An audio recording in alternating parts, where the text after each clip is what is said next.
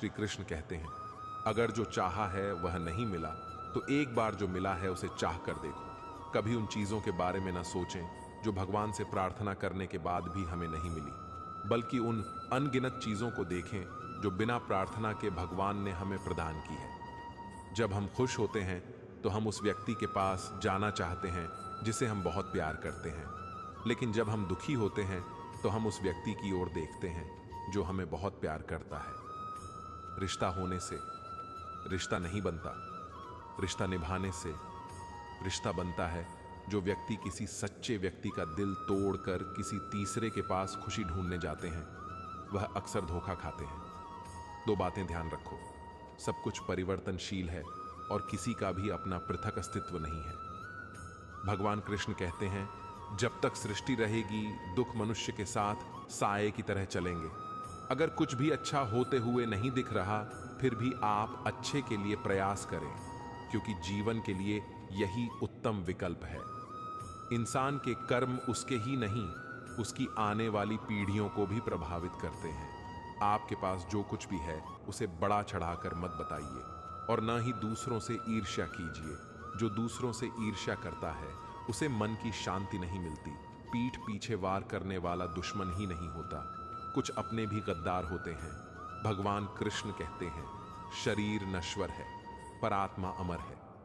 यह तथ्य जानने पर भी व्यक्ति अपने इस नश्वर शरीर पर घमंड करता है, जो कि बेकार शरीर पर घमंड करने की बजाय मनुष्य को सत्य स्वीकार करना चाहिए। कृष्ण भगवान कहते हैं कि तुम अपने आप को भगवान को अर्पित कर दो। यही सबसे उत्तम सहारा है। जो इस सहारे को जानता है वह भय, चिंता और शोक से सर्वथा मुक्त है। गीता में लिखा है कि केवल डरपोक और कमजोर लोग ही चीजों को भाग्य पर छोड़ते हैं, लेकिन जो मजबूत और खुद पर भरोसा करने वाले होते हैं वे कभी भी नियति या भाग्य पर निर्भर नहीं रहते। भगवान कृष्ण का कहना है कि परेशानी में अगर कोई तुमसे सलाह मांगता है तो उसे सलाह के साथ अपना साथ भी देना, क्योंकि सलाह गलत हो सकती है पर साथ नहीं। गीता में लिखा है कि क्रोध तब सही बन जाता है जब वह धर्म और मर्यादा के लिए किया जाए, और सहनशीलता तब गलत बन जाती है जब वह धर्म और मर्यादा को बचा ना पाए। गीता में भगवान कृष्ण कहते हैं कि अपनी पीड़ा के लिए संसार को दोष मत दो, अपने मन को समझाओ, क्योंकि तुम्हारे मन का परिवर्तन ही तुम्हारे दुखों का अंत है। समय की धूप में पकी हुई चीज कहीं कीमती होती है, तभी तो अंगूर से ज्यादा कीमत किशमिश की होती है और मिट्टी से ज्यादा कीमत मटके की होती है। षड्यंत्र से प्राप्त हर सुख व्यक्ति को भय और अस्थिरता की ओर ले जाता है। जीवन का आनंद तो हृदय की निर्मलता से प्राप्त सुख में होता है, चाहे वह अल्प ही क्यों ना हो। भगवान कृष्ण कहते हैं, मेरी इच्छा के बिना तुम्हें कोई छू भी नहीं सकता, तो भय किसका करते हो जब मैं स्वयं तुम्हारे साथ हूं। जब तक बात की पूरी जानकारी ना हो तब तक हमें वहां मौन रहना ही उत्तम है, क्योंकि अधूरा सत्य अपूर्ण झूठ से कई गुना ज्यादा खतरनाक होता है। गीता में लिखा है, तुमने खुद को कमजोर मान रखा है, वरना तुम जो कर सकते हो वह कोई दूसरा नहीं कर सकता। बीते कल और आने वाले कल की चिंता कभी नहीं करनी चाहिए, क्योंकि जो होना है वह होकर रहेगा। जो होता है अच्छे के लिए होता है, इसलिए वर्तमान का आनंद लें। कोई भी कारण हो, कोई भी बात हो, चलो मत गुस्सा मत करो, जोर से महत्वपूर्ण मन शांत रखो, विचार करो, फिर निर्णय लो। आवाज से आवाज नहीं मिटती, बल्कि चुप्पी से मिटती है। हम में से हर किसी के अंदर अच्छे और बुरे दोनों गुण होते हैं। जो अच्छे गुणों पर ध्यान करने का निर्णय लेते हैं वो लोग ही जीवन में सफल होते हैं। स्वयं को ऐसा बना कि जहां तुम हो वहां तुम्हें सब प्यार करें, जहां से तुम चले जाओ वहां तुम्हें सब याद करें, और जहां तुम पहुंचने वाले हो वहां तुम्हारा सब इंतजार करें। उन्हें छोड़ देना ही उचित है जो आपके होने का मूल्य नहीं जानते। आपकी स्थिति खराब नहीं है और न ही आपकी किस्मत, केवल आपका समय थोड़ा कठोर है और वह भी स्थायी नहीं है। तो चिंता किस बात की है? अगर आप किसी को धोखा देने में कामयाब हो जाते हैं तो मानकर चल ऊपर वाला भी आपको धोखा देगा, क्योंकि उसके यहां हर बात का इंसाफ जरूर होता है। भावुक इंसान जब अपनी भावुकता खोकर पत्थर होता है तो वह पत्थर से भी ज्यादा पत्थर होता है। गीता में लिखा है, हमेशा याद रखें, गुस्से में लिया गया फैसला आपकी जिंदगी बर्बाद कर सकता है। जब संसार में सब कुछ हमें अपने कर्मों के अनुसार मिलता है, तो फिर ईश्वर से जुड़ना क्यों नहीं पा रहे हैं?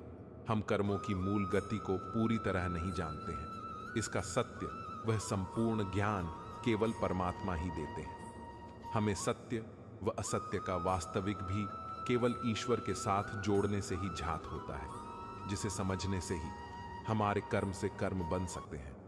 मान और सम्मान की लड़ाई में कभी अकेले रह जाओ तो रह लेना, और किसी के सामने खुद को टूटने न देना। खुद का सामना करोगे तभी दूसरों से मान पाओगे। जिसने भी संसार को बदलने की कोशिश की वह हार गया, जिसने खुद को बदल दिया वह जीत जाएगा। अपने लफ्जों का प्रयोग बड़ी सावधानी से कीजिएगा है, क्योंकि यह आपकी परवरिश का सबसे बड़ा सबूत है। सुंदरता का मतलब बाहरी रंग रूप नहीं, बल्कि अच्छे विचार, संस्कार और व्यवहार होता है। अच्छा कार्य करने वाला कभी सम्मान का भूखा नहीं होता। उसका कार्य हम उसे सम्मान का पात्र बना देता है। कमजोर तब रुकते हैं जब वह थक जाते हैं, लेकिन विजेता तब रुकते हैं जब वह जीत जाते हैं। जो रास्ता ईश्वर ने आपके लिए खोला है उसे कोई भी बंद नहीं कर सकता। गीता में लिखा है, आप वापस नहीं जा सकते हैं और शुरुआत को नहीं बदल सकते हैं, लेकिन आप जहां हैं वहीं से शुरू कर सकते हैं और अंत को बदल सकते हैं। यकीन कीजिए, ईश्वर के फैसले हमारी ख्वाहिशों से बेहतर होते हैं। जो मौन को समझ लें वह पूजनीय है, चाहे वह माँ, पत्नी और प्रेमी हो या परमेश्वर हो। जब तक मन में मंदिर न बने तब तक तुम्हारा मंदिर जाना व्यर्थ है। जीवन के 5 कटु सत्य। नंबर 1, अपने दुखों को छिपा। यहां किसी को आपके दुखों की कोई परवाह नहीं है। नंबर तो हर बात हर किसी को नहीं बताया, क्योंकि हर व्यक्ति आपका भला नहीं चाहता। नंबर 3, शांत रहे। कुछ भी हमेशा के लिए नहीं होता। नंबर 4, अकेले रहना सीखो। यहां कोई हमेशा के लिए साथ नहीं रहेगा। नंबर 5, दूसरों पर ज्यादा निर्भर नहीं रहना, इससे आप खुद को खो सकते हैं। क्षमा उन फूलों के समान है जो कुछ कुचले जाने के बाद भी खुशबू देना बंद नहीं करते। जिंदगी का सबसे कठिन काम है स्वयं को पढ़ना, लेकिन प्रयास अवश्य करें। आपका मन अगर आप अपने वश में नहीं करेंगे तो वह आपके दुश्मन की तरह काम करना शुरू कर देगा। इतना मत बोलिए कि लोग आपके चुप होने का इंतजार करें, बल्कि इतना बोलकर चुप हो जाइए कि लोग आपको दोबारा सुनने का इंतजार करें। परिवर्तन संसार का नियम है। जिसे तुम मृत्यु समझते हो वहीं तो जीवन है।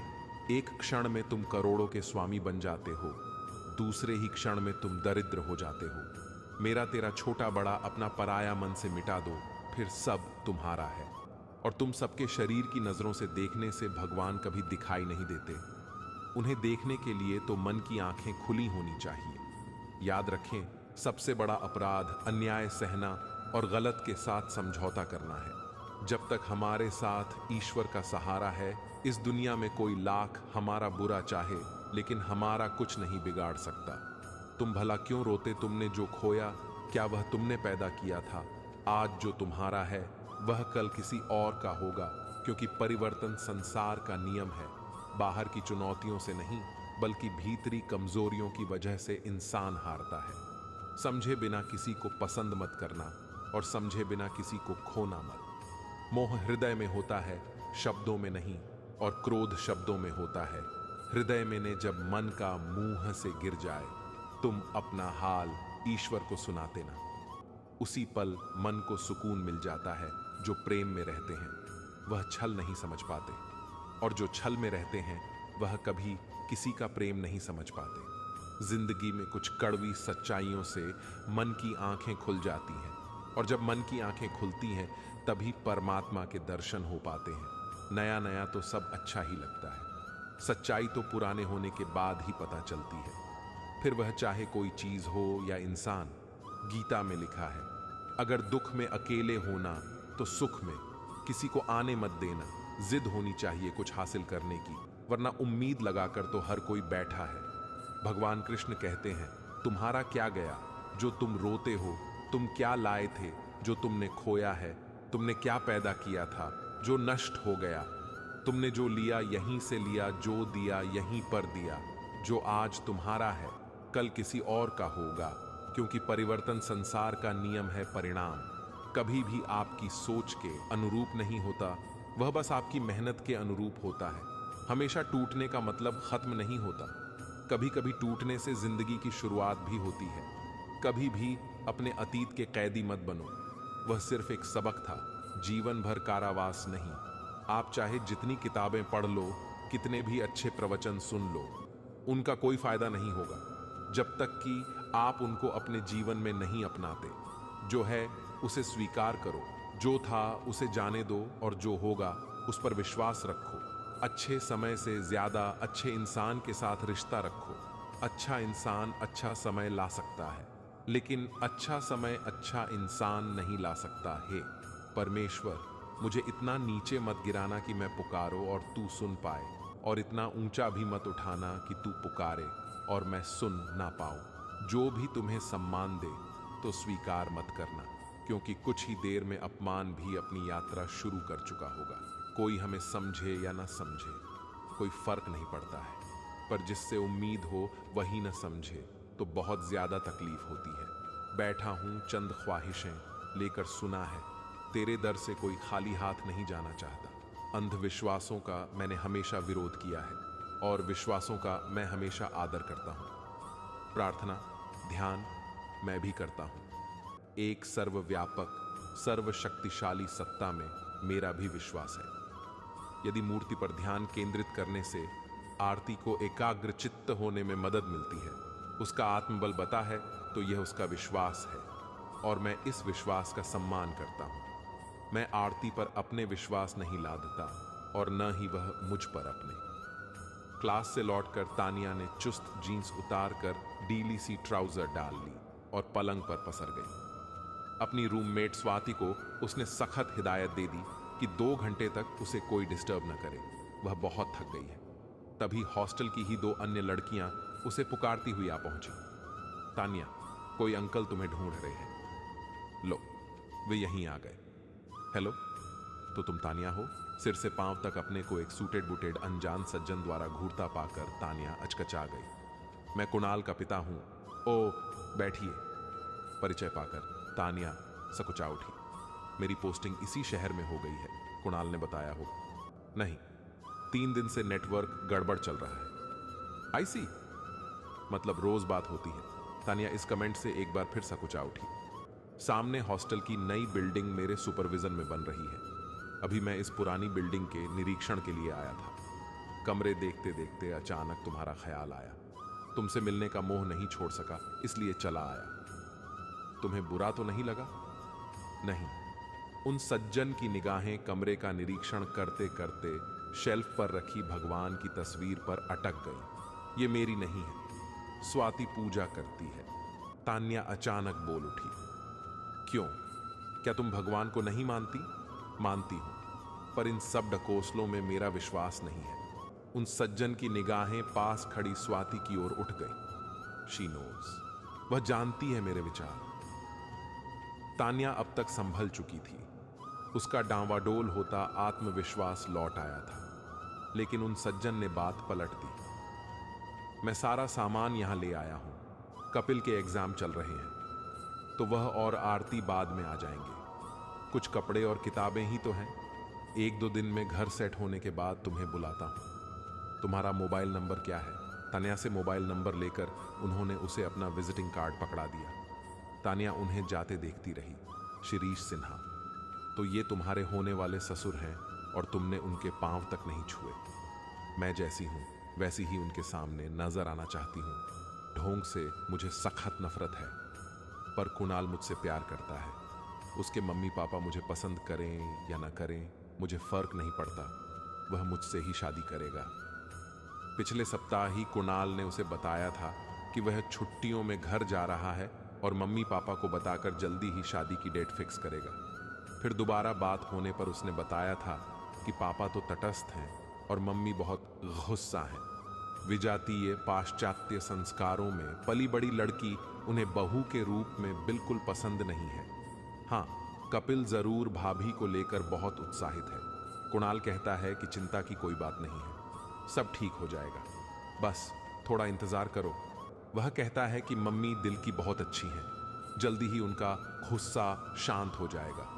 कुणाल की मम्मी का गुस्सा तो शांत नहीं हुआ, लेकिन तान्या का पारा चढ़ गया था। हूं माय फुट, इंतजार करो। मेडिकल की डिग्री मिलते ही वह कुणाल पर शादी के लिए दबाव डालेगी। न माने उसके मम्मी पापा कोर्ट मैरिज कर लेंगे। मेरे पापा तो तैयार हैं ही। आर्मी ऑफिसर की इकलौती बेटी तान्या बचपन से ही स्वच्छंद वातावरण में पली बड़ी थी। किशोरावस्था में मां की असामयिक मृत्यु के बाद तो उसे रोकने टोकने वाला वैसे भी कोई नहीं था। जिस चीज पर वह हाथ रख देती वही उसकी हो जाती थी। बेहद प्रतिभाशाली और खूबसूरत बेटी पर कर्नल साहब जान छिड़कते थे। तान्या ने उन्हें फोन पर अपनी पसंद बताई तो वे तुरंत शादी के लिए तैयार हो गए। तान्या ने ही उन्हें थोड़ा इंतजार करने के लिए कहा। कुणाल उससे 2 साल सीनियर था। पीजी के बाद वह दूसरे शहर में प्रैक्टिस करने लगा था। पढ़ाई के दौरान परवान चढ़ा प्यार अब शादी में अपना मुकाम तलाश रहा था। वादे के मुताबिक 2 दिन बाद ही कुणाल के पिता ने तान्या को घर पर डिनर के लिए बुलाया। आलीशान खूबसूरती से सजा घर तान्या को पहली ही नजर में अपना लगने लगा। साथ डिनर और वार्तालाप करते तान्या कुणाल के पूरे परिवार के बारे में जान गई। किसे क्या पसंद है, किसका कैसा स्वभाव है आदि। सिन्हा साहब ने तान्या से भी उसके परिवार, रुचियों, मित्रों, पढ़ाई आदि की जानकारी ली। तुम जब चाहो यहां आ सकती हो, जितने दिन चाहो रह सकती हो। सर्वेंट मदन यहीं पीछे क्वार्टर में रहता है, वह तुम्हारी जरूरतों का ख्याल रखेगा। अंकल, तान्या को कुणाल के पापा से मिलकर बहुत अच्छा लगा, लेकिन वह चाहकर भी कुणाल की तरह उन्हें डैडी नहीं पुकार पा रही थी, न ही उन्होंने ऐसी कोई इच्छा जाहिर की। तान्या की परीक्षाएं समीप थी, उसकी तैयारी भी अच्छी हो रही थी। उसे उम्मीद थी कि सारे पर्चे अच्छे हो जाएंगे, लेकिन परीक्षा से कुछ दिन पूर्व उसे मलेरिया हो गया। सिन्हा साहब को पता चला तो वे उसे जबरदस्ती घर ले आए। समय पर दवा, इंजेक्शन, दूध, खाना, ऑनफिस के साथ साथ सिन्हा साहब तान्या की जिम्मेदारी भी बखूबी निभा रहे थे। तान्या हैरान थी।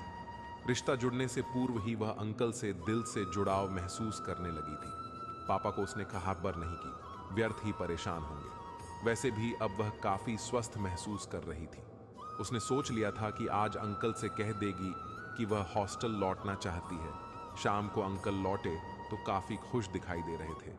तान्या, कल कपिल और आरती आ रहे हैं। ओह, मैं तो वैसे भी आज हॉस्टल लौट रही हूं। अरे नहीं, अभी 2 दिन और आराम करो, कमजोरी बहुत है। मैंने आरती को भी बता दिया है कि मेरे एक परिचित की लड़की इस तरह यहां रह रही है। पर अंकल, नो परवर। अरे मदन सुनो, पूजा घर आज पूरा जम जाना चाहिए। सारी तस्वीरें दीवार पर टांग देना और वो आंगन में तुलसी का पौधा लाकर लगाया या नहीं। तुम्हारी मेम साहब बिना तुलसी में पानी डाले सवेरे पानी तक नहीं पीती। जी अभी करता हूं साहब। और सुनो, मेरे कमरे की सारी खिड़कियां खोल देना। यू नो तानिया, आरती को प्रकृति से बहुत लगाव है। सवेरे की अरुणिमा उसे उतना ही लुभाती है जितना गोधूली का सुरमई अंधेरा। इसीलिए तो मैंने अपने बेडरूम में एसी नहीं लगवाया है। आरती को ताजी हवा पसंद है। इस उम्र में भी उसे बारिश की फुहारों में भीगना अच्छा लगता है, भले ही बाद में जुकाम हो जाए। हाँ हाँ, अरे तू अभी तक यहीं खड़ा है, काम कब निबटाएगा? और सुन, कल लंच में थोड़े दही बड़े बना लेना, आरती को पसंद है। सौंठ जरूर बनाना कपिल के लिए। दूर जाते मदन को पीछे से आवाज लगाते हुए सिन्हा साहब बोले। तान्या एकटक अंकल के चेहरे पर आते भावों को निहारे जा रही थी। कितना उत्साह है उनके चेहरे पर, खुशियां मानो छलकी पड़ रही हैं। आंटी कितनी लकी हैं, उन्हें इतना प्यार करने वाला पति मिला है। तान्या अब तक सिन्हा साहब से काफी खुल चुकी थी। उन्हें कुछ भी कहने पूछने में उसे अब कोई संकोच नहीं होता था। अंकल को छेड़ते हुए उसने कहा, आपका और आंटी का टेस्ट तो बिल्कुल अलग लगता है, पर लगता है आप आंटी से काफी डरते हैं, तभी उनके आगे झुक गए हैं। पर प्रत्युत्तर में सिन्हा साहब गंभीर हो गए थे। हूं, वैसे तो यह दिल से महसूस की जाने वाली चीज है, पर फिर भी मैं इन एहसासात को शब्दों में ढालकर समझाने का प्रयास करता हूं। तुम्हारा सोचना सही है, पहले मुझे भी आरती के टेस्ट से झुंझलाहट होती थी। तुम्हें आश्चर्य होगा जब मैं तुम्हारी आंटी को लेकर मंदिर जाता था तो मैं बाहर धूप में ही खड़ा रहता था। फिर मुझे लगा मैं किसे दिखाने के लिए यह कर रहा हूं, मंदिर में बैठे उस भगवान को जिसे मैं मान ही नहीं रहा हूं, या उधर से गुजर रहे राहगीरों को जिन्हें मेरे यहां खड़े रहने न रहने से कोई फर्क नहीं पड़ रहा है। फर्क पड़ रहा है तो आरती को, जिसे यह एहसास था कि उसका पति बाहर धूप में खड़ा है, इसलिए वह जल्दी से जल्दी दर्शन कर लौट आती थी। मैंने उसके संग अंदर जाना आरंभ कर दिया ताकि वह आराम से प्रार्थना कर सके। आरती ने कुछ कहा नहीं, पर मैंने उसकी खुशी को महसूस किया। मैंने हाथ भी जोड़ना आरंभ कर दिया, लेकिन ऐसा करके तो आप उनके अंधविश्वास को बढ़ावा दे रहे हैं। नहीं, अंधविश्वासों का मैंने हमेशा विरोध किया है और विश्वासों का मैं हमेशा आदर करता हूं। प्रार्थना, ध्यान मैं भी करता हूं। एक सर्वव्यापक, सर्वशक्तिशाली सत्ता में मेरा भी विश्वास है। यदि मूर्ति पर ध्यान केंद्रित करने से आरती को एकाग्रचित्त होने में मदद मिलती है, उसका आत्मबल बढ़ता है, तो यह उसका विश्वास है और मैं इस विश्वास का सम्मान करता हूं। मैं आरती पर अपने विश्वास नहीं लादता और न ही वह मुझ पर अपने। उसकी खुशी के लिए कुछ करना मुझे गहरा सुकून देता है। हो सकता है तुम्हें यह मेरा झुकना लगे, पर मेरा मानना है कि इंसान झुककर ही सामने वाले को झुका सकता है। अंकल की बातों ने तानिया को हिलाकर रख दिया था। कितनी महान सोच है उनकी। हम आज की जनरेशन फ्रीडम चाहिए, स्पेस मिलनी चाहिए का शोर मचाते हैं। ऑन आइडियाज, ऑन आइडेंटिटी का दंभ भरते हैं। यहाँ तो दो बिल्कुल विपरीत विचारधारा और स्वभाव वाले व्यक्ति एक ही घर में, बल्कि एक ही कमरे में अपने अपने विश्वासों के साथ बड़े प्यार से जी रहे हैं, बिना किसी ईगो के, टकराव के।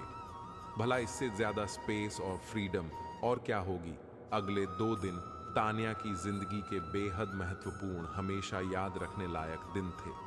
कैसे किसी को अपना बनाया जाता है, ये तानिया ने आंटी से सीखा। मां बनकर आंटी ने उसका इतना ख्याल रखा कि तानिया को कपिल और कुणाल से ईर्ष्या होने लगी। साथ ही ये दहशत भी उसे घेरे रहती कि जब उन्हें उसका असली परिचय मिलेगा तब क्या होगा। हालांकि कपिल से उसका असली परिचय अंकल ने करवा दिया था। ताश खेलते वक्त जब वह तानिया को बार बार दीदी कहकर संबोधित कर रहा था, तो अंकल ने उसे धौल जमाते हुए कहा था, दीदी दीदी क्या कर रहा है? भाभी है तेरी। भाभी? कपिल की चीख निकल गई थी। अंकल ने उसके मुंह पर हाथ रख दिया था और तानिया लाज से सुर्ख हो गई थी। अंकल जब उसे हॉस्टल छोड़कर लौटने लगे तो तानिया की आंखें भर आईं। उसके हाथ स्वत ही उनके चरणों की ओर बढ़ गए, लेकिन उन्होंने बीच में ही उसे थाम लिया और वह डैडी कहकर उनके सीने से लग गई। अंकल संबोधन हमेशा के लिए DFN हो गया। कपिल भी उससे फोन पर लंबी गुफ्तगू करता रहता था। भाभी भाभी करते उसकी जुबान नहीं थकती थी। आपके एग्जाम हैं भाभी, इसलिए ज्यादा डिस्टर्ब नहीं कर रहा। पापा डांटेंगे, वरना तो। उसका अपनापन तान्या के पढ़ाई से क्लांत चेहरे पर मुस्कान बिखेर जाता। दिल में उस घर का एक हिस्सा बनने की ललक जोर मारने लगती। वह स्वयं में काफी परिवर्तन महसूस करने लगी थी। उसे अब कुणाल ही नहीं, उससे जुड़ी हर चीज अपनी लगने लगी थी। उसके पापा, मम्मी, भाई, घर, सब कुछ। ये उसके प्यार की गहराई थी जिसे वह नादान समझ नहीं पा रही थी। कभी वह यादों में खोई मुस्कुराने लगती, तो कभी हंस पड़ती, तो कभी एकदम बेचैन हो जाती। तुझे तो लगता है फिर से प्यार हो गया है, स्वाति उसे छेड़ती। हाँ, मुझे उस घर से प्यार हो गया है, तानिया मुस्कुराते हुए कहती। नहाकर बाहर आई। स्वाति ने भगवान के आगे अगरबत्ती जलाई तो खुशबू से कमरा गमक उठा। पढ़ती हुई तानिया की नजरें स्वतः ऊपर उठ गईं। उसकी आंखें बंद हो गईं और हाथ अनायास ही जुड़ गए। स्वाति हैरानी और हर्ष से उसे देखती रह गई। मोबाइल बजने पर तानिया ने आंखें खोली और बात करने लगी। ओ नो नो, क्या हुआ? स्वाति घबरा उठी। आंटी आ रही हैं। उन्होंने कपिल को मुझसे बात करते हुए सुन लिया था। ओ गॉड। अब बदहवासी में वह कमरे के चक्कर काटने लगी। तभी भड़ाक से दरवाजा खुला। आंटी सामने थी। सॉरी आंटी, तानिया ने कांपते हुए सिर झुका लिया। लेकिन ये क्या? आंटी ने आगे बढ़कर उसके सिर पर हाथ रख दिया। मुझे अपने बेटे की पसंद पर गर्व है। जब तुम सब मेरी खामोशी के लिए इंतजार कर सकते हो तो मैं कैसे तुम सबका विश्वास तोड़ सकती हूं? मेरा आशीर्वाद तुम्हारे साथ है। तान्या के कानों में डैडी के शब्द गूंज उठे। इंसान झुककर ही सामने वाले को झुका सकता है। उनके विश्वास की जीत हुई। दोस्तों, भगवान तो सर्वत्र है, कण कण में जरूरत है तो सिर्फ आस्था रखने की मुट्ठी बांधे। जन्म लिया, हाथ पसारे जाना है, इस धरा का धरा पर सब धरा रह जाना है। किसी भी व्यक्ति को अच्छे से जाने बिना दूसरों की बातें सुनकर उसके प्रति कोई धारणा बना लेना मूर्खता है। बल से ज्यादा बुद्धि का उपयोग करें। बाल तुम्हें लड़ना सिखाया और बुद्धि तुम्हें जीतना सिखाया कि हमारी आस्था की परीक्षा तब होती है जब हम जो चाहे बाहर न मिले और फिर भी हमारे दिल से प्रभु के लिए शुक्रिया ही निकले। जो सुनने को तैयार नहीं, उसे समझाया नहीं जा सकता, समझाया उसे जा सकता है। जो समझने की नीयत रखता हो, छल कपट और पाप का फल इसी धरती पर भुगतना है। याद रखना, समय किसी को क्षमा नहीं करता है। ईश्वर जब किसी पर कृपा करते हैं तब उसे मनुष्य तन प्रदान करते हैं। मनुष्य तन अनमोल है क्योंकि मनुष्य तन में ही मोक्ष प्राप्त हो सकता है। स्वयं के लिए स्वयं ही निर्णय लेना सीखें। भगवान कृष्ण कहते हैं, अगर कोई तुमसे तंग हो जाए तो उसे छोड़ दो। किसी की जिंदगी में बोझ बनने से अच्छा है या पंजा विश्वास करने वाले से। ज्यादा मूर्ख विश्वास तोड़ने वाला होता है क्योंकि वह अपने छोटे से स्वार्थ के लिए एक अच्छे इंसान को खो देता है। कर भरोसा, राधा नाम का धोखा कभी न खाएगा। हर मौके पर कृष्ण तेरे घर। सबसे पहले आएगा दुनिया का सबसे गलत इंसान रहा है, जिसे लगता है कि हर बार हर चीज में केवल वही सही है। सिर्फ इंसान होना काफी नहीं, इंसान के अंदर इंसानियत का होना भी जरूरी है। दिल में चुभ जाती है अपनों की ही बातें, वरना गैरों में इतना दम कहां कि वह आंखों में आंसू ला दे। सही समय आने पर भगवान आपको सही लोगों से जरूर मिला देता है, जिनकी वजह से आप अपने जीवन में आगे बढ़ते हैं। किसी अच्छे इंसान से कोई गलती हो जाए तो सहन कर लें, क्योंकि मोती अगर कचरे में भी गिर जाए तो भी कीमती रहता है। जब सब कुछ करने के बाद भी परिणाम न मिले तो उसे भगवान की मर्जी समझकर जो भी हो रहा है उसे होने देना चाहिए। हर करीबी इंसान को अपना राज मत था, क्योंकि जो आज आपके साथ है कल खिलाफ हो सकते हैं। लोगों की बातों को अगर अपने ऊपर बोझ बनाकर डालोगे तो उनके नीचे दब जाओगे। बेहतर यही है कि उनकी बातों पर पांव रखकर ऊपर चढ़ने की कोशिश करो। यकीनन एक दिन ऊंचाई पर पहुंच जाओगे। जिंदगी को फर्क नहीं पड़ता कि आप जियो या मरो, लेकिन अगर आप जीना चाहते हैं तो जिंदगी को दोष देना बंद कर दें। तुम्हारी जिंदगी में होने वाली हर चीज के जिम्मेदार तुम हो। इस बात को जितना जल्दी मान लो कि जिंदगी उतनी ही जल्दी बेहतर हो जाएगी। अगर आप खुद को कमजोर समझते हैं तो आप सबसे बड़ा पाप करते हैं सफलता प्राप्त करने के लिए। अटल धैर्य और दृढ़ इच्छा शक्ति चाहिए। आत्मसम्मान सबसे ऊपर होता है।